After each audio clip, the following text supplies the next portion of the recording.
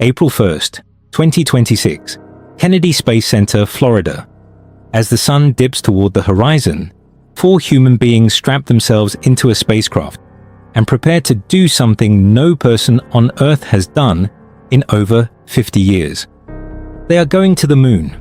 So what exactly is Artemis II? Let's break it down. Artemis II is NASA's first crewed mission under the Artemis program, a 10-day journey that will take 4 astronauts on a free return trajectory around the moon and back to Earth. No landing, no lunar orbit, but a breathtaking loop around our closest cosmic neighbor, closer than any human has traveled in more than half a century. The spacecraft launched atop the Space Launch System, or SLS, the most powerful rocket NASA has ever built. Sitting on top of it, the Orion capsule, humanity's new deep space vehicle. Here's how the journey works. From launch to Earth orbit takes just 9 minutes. Then, 24 hours after liftoff, a critical engine burn called the trans-lunar injection, or TLI, boosts the spacecraft's speed by 900 miles per hour, breaking free of Earth orbit and beginning a 4-day coast to the moon. The moon's own gravity then bends the spacecraft's path, slinging it back toward Earth in a free return arc. No engine needed. Splashdown is expected in the Pacific Ocean on April 10th. But let's talk about the 4 people actually doing this. Because this crew, it's historic in ways that go far beyond space travel. Commander Reed Wiseman, a decorated Navy test pilot and former International Space Station commander. He leads the mission with calm authority. Pilot Victor Glover, a Navy fighter pilot and former ISS crew member. On this mission, he becomes the first person of color ever to travel beyond low Earth orbit. Let that sink in. In all of human spaceflight history, no person of color had ever gone this deep into space until now. Mission specialist Christina Koch, a record-breaking NASA astronaut who holds the record for the longest single spaceflight by a woman. She becomes the first woman to travel to the moon's vicinity. And mission specialist Jeremy Hansen of the Canadian Space Agency, the first non-American to travel beyond low Earth orbit. Canada's moment on the cosmic stage. Before climbing into the Orion capsule, each astronaut signed their names on the wall of the White Room, the enclosed chamber at the spacecraft's entrance. A tradition dating back to NASA's Gemini program in the 1960s. 4 signatures, 4 pioneers. April 1st, 2026. Launch day. The astronauts wake early, go through suit-up procedures, and at around 2:20 p.m. Eastern Time, they board the Astrovan, a converted bus, for the drive to Launch Pad 39B. Flanked by a convoy of SUVs with flashing lights, the 20-minute drive felt like a victory lap. More than 700,000 gallons of super-cooled propellant had been loaded into the rocket overnight. Thousands of spectators had traveled from around the world, camping overnight near the Space Center, lining every beach and waterfront for miles. Then, a problem. About an hour before the launch window opened, a sensor on the flight termination system showed an abnormal temperature reading. The mission went to no-go status. For over an hour, engineers scrambled. They retrieved legacy space shuttle-era equipment, operated by an experienced technician, to manually verify the system.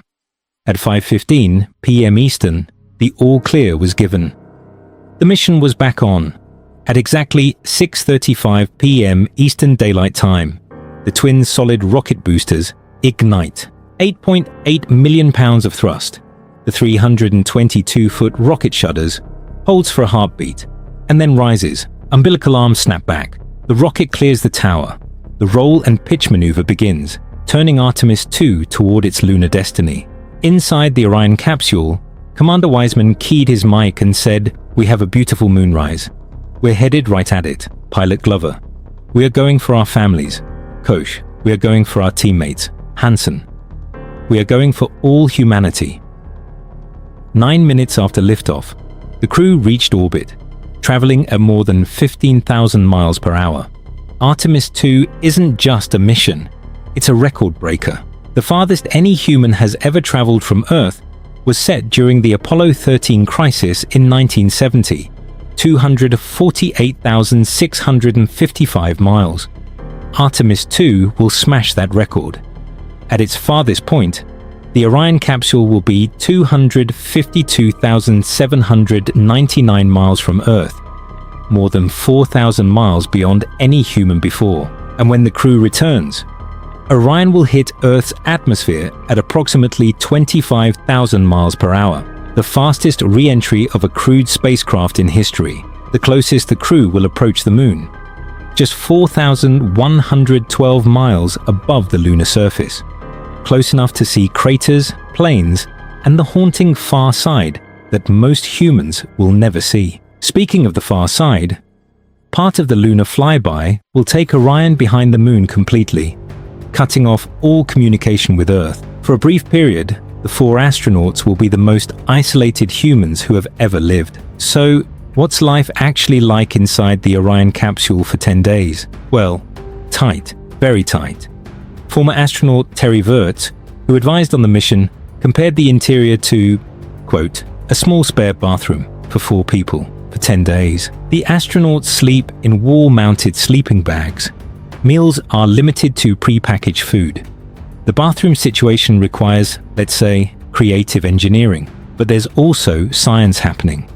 NASA is flying a payload called Avatar, a virtual astronaut tissue analog response, which uses organ-on-a-chip technology to mimic individual astronaut organs.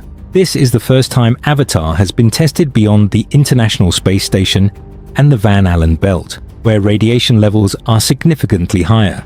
The data will help doctors understand how deep space radiation affects human tissue, crucial for future Mars missions. About 51 minutes into the flight, there was also a brief communication scare. During a planned satellite handover, Orion experienced a partial loss of contact with Earth. Ground teams could still receive telemetry data from the spacecraft, but they couldn't hear the crew. Within minutes, contact was restored. From the ground, good to hear your voice. From the crew, it's good to hear yours as well.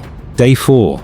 Orion approaches the Moon. From 4,112 miles above the lunar surface, the crew can see what almost no human eye has ever witnessed in person. The stark, cratered landscape of the Moon, lit by the sun against the absolute blackness of space. And then, the far side, the part of the Moon that permanently faces away from Earth. It's never directly visible from our planet.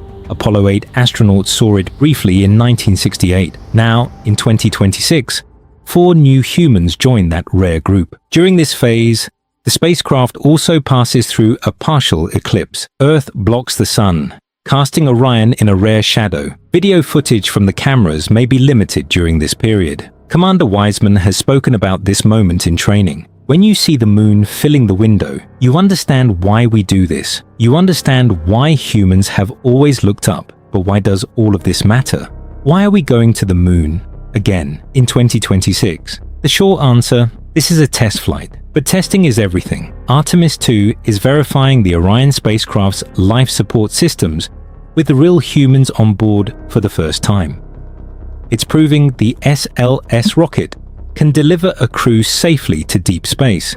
It's practice for something far more ambitious, because Artemis III, the next mission, will attempt the first crewed moon landing since Apollo 17 in 1972. NASA is targeting 2028. 2 astronauts, including the first woman, will step onto the lunar surface. Beyond that, Artemis 4 and 5 will use commercial lunar landers developed by SpaceX and Blue Origin to take astronauts deeper, longer. The long-term vision, a permanent outpost at the Moon, serving as a staging point for missions to Mars. Artemis II is not the destination, it is the door. After 10 days traveling more than 230,000 miles from Earth and back, the Orion capsule will pierce Earth's atmosphere at 25,000 miles per hour, faster than any crewed spacecraft has ever returned. A series of parachutes will slow the capsule, then splashdown in the Pacific Ocean, April 10th. Recovery teams from NASA and the US Department of Defense will be waiting. Divers will assist the crew out of the capsule.